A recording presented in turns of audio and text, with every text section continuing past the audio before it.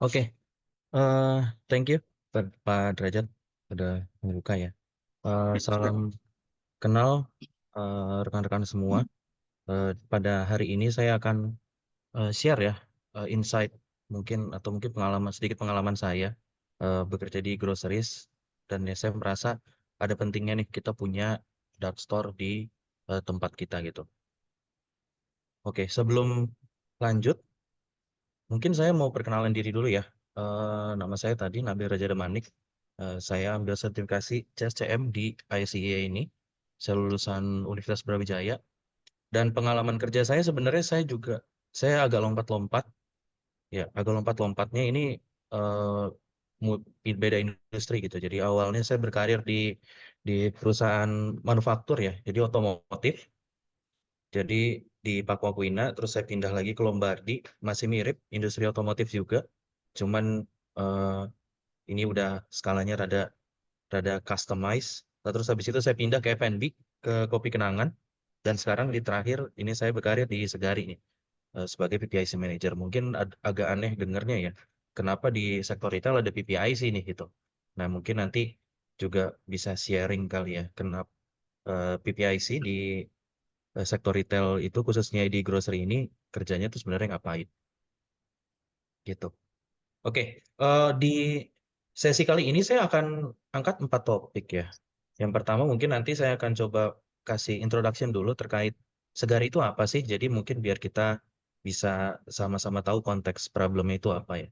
Nah, terus dari situ nanti kita juga akan share challenge-nya yang didapat pada saat Segari berjalan. Lalu akan bahas juga countermeasure-nya untuk menanggulangi challenge tersebut dan juga impact-nya dari apa yang udah kita lakukan. Oke, yang pertama mungkin saya akan introduction dulu Segari itu apa ya. Nah, mungkin Bapak Ibu belum pernah dengar apa itu Segari. Nah, Segari ini bisa dibilang supermarket di rumah ibu-ibu sekalian gitu. Ibu-ibu atau bapak-bapak sekalian. Nah, jadi Segari ini tuh online shopping platform yang jual sebenarnya fokusnya itu barang-barang fresh ya. Jadi seperti buah, sayur, daging, dan juga kita jual barang-barang dry goods juga keperluan rumah. Makanya eh, motonya Segari bisa dibilang itu supermarket at home. Sekarang layanan Segari masih terbatas di Jabodetabek aja. Jadi kalau ibu-ibu, bapak-bapak yang tinggalnya di area Jabodetabek mungkin bisa cek atau download ya aplikasi Segari di App Store, Play Store, atau mungkin bisa juga buka websitenya langsung di segari.id. Oke, nah jadi tadi Segari itu kan e-grocery ya. Nah terus kira-kira challenge-nya apa yang dilakukan gitu, atau yang ditemui pada saat eh, bisnis ini berjalan. Nah, karena kita platform online ya, berarti kan berarti kan barang ini akan dikirim ke customer setelah customer order ya. Jadi nggak ada tokonya nih, customer nggak bisa datang dan ambil barangnya. Jadi semua barang itu akan dikirim oleh Segari ke rumah customer. Nah, jika kita compare delivery service yang kita kasih pada saat Segari lagi awal-awal berdiri itu, kita kasih service time atau delivery time itu paling lama dibandingkan kompetitor yang lain gitu. Jadi Segari itu bisa dibilang kasih layanan itu cuma next day delivery. Jadi pesan sekarang nyampainya besok di rumah gitu. Sebenarnya udah ada yang instant delivery tapi cuman ada di beberapa sektor doang dan itu juga secara market share atau secara revenue contribution itu cuma 10% dari overall GMV-nya Segari. Jadi bisa dibilang eh, layanan Segari paling besar pada saat itu adalah next day delivery. Nah, kalau kita compare sama kompetitor kita yang si merah, si hijau, dan si biru, itu kita paling lama gitu. Bahkan yang si biru ini dia bisa kasih 15 menit sampai gitu. Nah, eh, kita sebagai perusahaan itu berpikir kayaknya produk market fit untuk e-grocery ini bukan cuma perkara kualitas dan harga gitu, tapi emang masalah delivery time itu juga harus jadi poin penting yang kita pikirkan gitu. Nah, dan juga kalau kita bicara jumlah SKU, jumlah SKU-nya Segari ini juga bisa dibilang nggak terlalu banyak gitu. Mungkin mungkin kalau misalnya bicara SKU fresh kita mendominasi ya. Nah, tapi karena biasanya juga orang atau market yang kita mau ambil itu market supermarket, jadinya number SKU ini juga jadi faktor gitu kan. kalau misalnya barangnya nggak lengkap pasti orang-orang nggak mau beli lah ya. Kayak mungkin kalau ibu atau bapak ke supermarket yang nggak lengkap kan juga nggak mau datang gitu. Nah, ini yang jadi major factor juga untuk kita bisa ngerubah customer behavior nih, agar dia maunya, agar dia mau beli belanjanya itu online aja. Nah, untuk menanggulangi problem tersebut, itu kira-kira dari Segari melakukan apa? Nah, yang pertama itu kita rombak supply chain kita ya. Jadi sebelumnya itu Segari modelnya bisa dibilang itu centralized network gitu. Jadi flow proses sebelumnya, barang itu dari semua supplier itu bakal datang ke processing center kita. Nah, semua stok yang ada di processing center kita ini kita kita naikin ke website atau kita naikin ke platform kita. Kita sebutnya itu stock limiter. Jadi eh, rekan-rekan semua kalau misalnya mau beli Segari itu baca stoknya itu baca stok yang ada di processing center. Jadi setelah setelah datang di processing center, nanti barangnya bakalan dikirim ke next day fulfillment center untuk di packing barengan sama sejumlah order yang datang. Nanti barangnya akan didistribute ke shipping hub di masing-masing area, baru nanti sampai ke end customer. Nah, kendalanya dengan centralized network ini, kita butuh waktu 1 hari untuk bisa penuhin ordernya customer. Karena balik lagi secara prinsip aja, dia itu baca stok yang ada di processing center gitu. Nah, untuk bisa untuk bisa ngedeketin atau mempercepat delivery time-nya, maka kita rubah nih. Jadi kita heavily invested in same day fulfillment center gitu. Jadi yang tadinya flow-nya itu barang datang ke processing center, ini dia langsung diantar ke same day fulfillment center yang nantinya jadi pengiriman customer itu berangkatnya itu dari sini lagi. Jadi stok limiternya itu tuh baca barang yang udah sampai di same day fulfillment center gitu. Jadi secara secara stok aja itu udah lebih dekat ke customernya. Nah, prinsip ini sebenarnya bisa dibilang itu prinsip yang udah umum, bisa jadi bisa disebut juga best practice-nya di di fast commerce lain ya gitu. Jadi di quick commerce lain namanya itu dark store gitu. Nah, dark store itu apa sih? Dark store itu kalau saya sih nyebutnya invisible supermarket ya.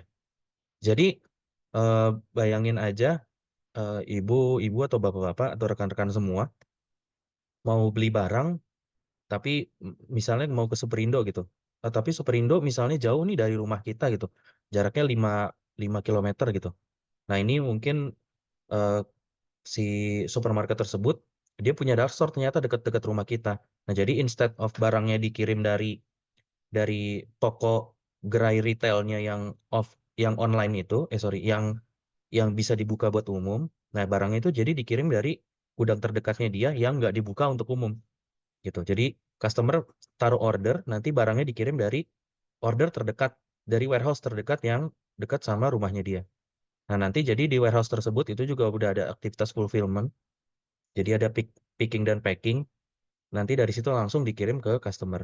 Jadinya inilah kunci sebenarnya kenapa bisa eh, kompetitor-kompetitor kita juga bisa kasih layanan yang lebih cepat gitu. Nah, cuman perkaranya kalau misalnya kita fokusnya itu cuman ke kecepatan delivery time aja, berarti kan kita mesti pasang offline apa dark store ini tuh banyak banget di seluruh area Jakarta ya gitu. Nah, eh, ini prinsip yang saya dapat waktu training CSCM ini dari Prof. Nyoman saya dengar ya. Itu kalau efisien efisien agile sama efisien eh, itu adalah trade off gitu. Jadi jadi nggak mungkin kita Jadi idealnya sih kita pengen perusahaan kita itu efisien dan agile ya.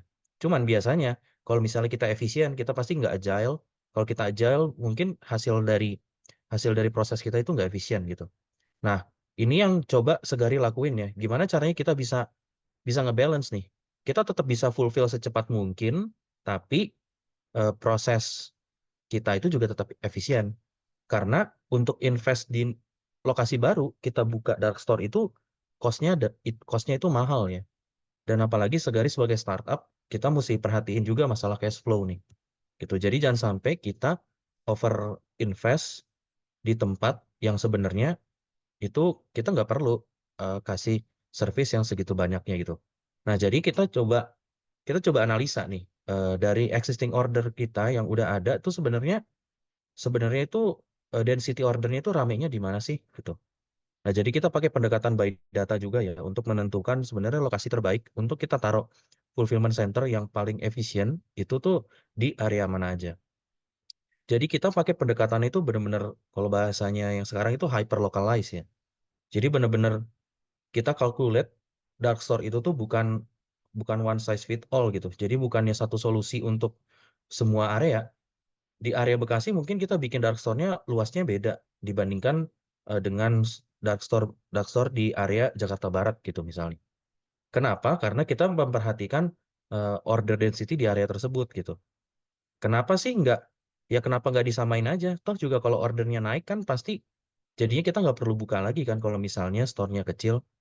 Nah, kenapa kita pakai pendekatan yang seperti ini? Karena kita berpikir, kalaupun kalaupun emang nanti ordernya grow di tempat ini, lebih baik itu kita buka lagi dark store-nya gitu. Jadi kita bisa kasih reliability atau customer experience yang lebih bagus ke customer-nya. Karena makin banyak dark store-nya, berarti kan sama dengan cepat pengarap, makin cepat pengantaran yang bisa dirasakan oleh customer gitu. Nah, dengan sebenarnya dengan kita buka dark store ini juga menimbulkan masalah baru nih. Karena tadinya dengan centralized itu kita bisa manajemen inventory-nya ya, ibaratnya itu saling gali lubang tutup lubang. Jadi kalau misalnya ada forecast yang bermasalah di beberapa area itu dia bisa saling nutupin. Nah, sekarang jadinya demand-nya itu benar-benar independen nih. Tiap store itu tuh harus ada stoknya kan sekarang. Setiap region itu harus ada stoknya. Sedangkan sebelumnya itu stoknya itu cuman perlu ada di processing center aja gitu dan nanti dikirimnya kapan ke hub yang mana itu benar-benar berdasarkan order. Sedangkan ini nggak bisa. Kita benar-benar harus taruh barangnya sebelum ordernya ada. Nah, ini yang kita lakukan juga. Jadi walaupun kita tujuannya itu mau ningkatin delivery time, kita juga tetap harus bisa ngebalance nih antara resiko dari lost sales sama resikonya wastage gitu. Karena barang yang dijual segar ini kan barang fresh ya.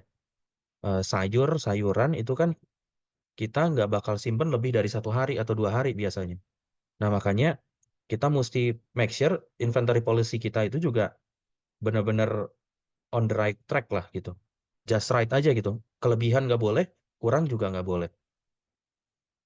Nah, terus kita juga make sure kita kan udah invest tempat ya. Dan itu harganya bisa dibilang mahal gitu. Kita benar-benar make sure kita utilize every space di our fulfillment center gitu. Jadi jangan dibayangkan dark store itu seperti supermarket, walaupun namanya tadi supermarket, dark store, supermarket yang nggak kelihatan, tapi kita desain dark store kita itu benar-benar eh, optimizing eh, proses picking dan packing gitu. Jadi bisa dilihat ini ilustrasinya ini sebenarnya mirip sama dark store-nya Segari. Kita bikin aisle, kita bikin lorong gangway-nya ini tuh benar-benar sempit, cuma perlu satu orang doang. Tujuannya apa? Biar kita bisa simpan barang sebanyak-banyaknya tanpa harus punya ruangan atau aset itu yang besar. Nah, jadi key metrics yang mesti kita monitor itu di revenue per square meternya itu berapa. Kita lihat juga inventory turnover-nya. Jadi SKU yang nggak perform itu harapannya kita bisa langsung switch atau kita langsung kasih ke SKU yang dia performance sales-nya besar dan butuh tempat yang lebih besar. Dan juga kita perhatiin nih capacity utilization-nya. Kita juga nggak mau tempatnya itu terlalu terlalu over atau terlalu kosong karena itu nanti akan berdampak juga ke revenue per square meternya. Nah, setelah kita tadi melakukan transformasi, banyak perubahan, impact-nya ke bisnis kita itu apa? Nah, sekarang kita udah bisa nih kasih eh, delivery time yang lebih cepat ya ke customer. Yang tadinya itu 1 hari paling cepat, sekarang itu di semua area Jabodetabek itu kita bisa offer tuh 3 sampai 4 jam. Di beberapa area kita bisa kasih priority order itu jadi ada ordernya kalau mau bayar lebih itu rekan-rekan bisa dapetin barangnya dalam waktu 30 menit gitu. Cuman by default itu sebenarnya beragam untuk area yang tadi density-nya banyak itu tuh sebenarnya kita udah kasih waktunya tuh 1 jam harusnya sampai.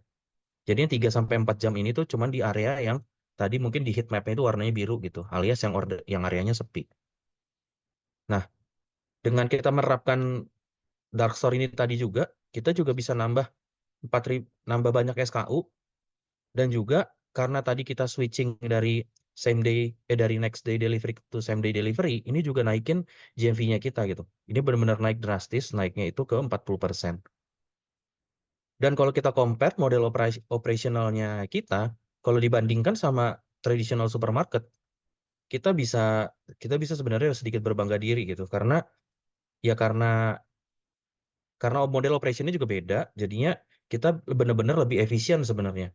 Kalau misalnya konteksnya ngomongin revenue per square meter karena konsep dark store tadi. Dibandingkan offline kompetitor, kita itu udah jauh lebih efisien untuk masalah fixed cost aset itu tadi ya. Untuk biaya rental dan lain-lain itu tuh revenue per square meternya udah tinggi. Jadinya eh, di operational P&L-nya itu udah jauh lebih baik. Dan sebenarnya impact ke semuanya, saya nggak tahu apa yang terjadi di seluruh e-grocery ya. Cuman di Segari, dengan kita menerapkan itu semua, kita semakin dekat sama sama sama EBITDA yang positif ya. Kita udah kita udah sebenarnya udah achieve di level store itu tuh, beberapa store itu udah positif. Jadi Segari ini udah nggak, ibaratnya tuh udah nggak bakar uang lagi.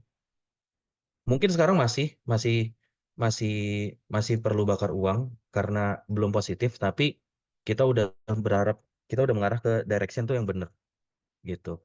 Jadi harapannya dengan kita agresif di penerapan dark store dan juga improve semua operation tadi, kita bisa bisa contribute ke overall company profitability gitu. Sekian dari saya, mungkin kalau ada yang mau bertanya, monggo dipersilakan. Saya kembalikan Oke, lagi ke Pak baik. Derajat. Terima kasih Pak Nabil, terima kasih penjelasan yang sangat dalam ya Pak ya, yang disampaikan mengenai Segari. Jadi mungkin Bapak Ibu yang pernah mencoba buah-buahan kan ini Pak ya, jadi kita jus apa segala macamnya yang same day, lalu kemudian dan kita butuh segar dan sebagainya.